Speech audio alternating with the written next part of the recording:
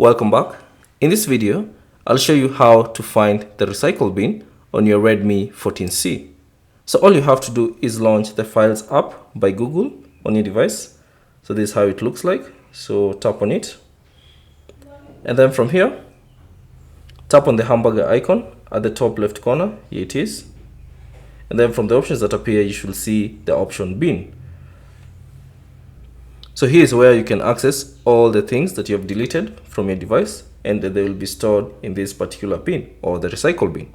So if you want to restore items, you can simply restore them by selecting them and tap on restore. Or if you want to permanently delete them, you can simply tap on delete.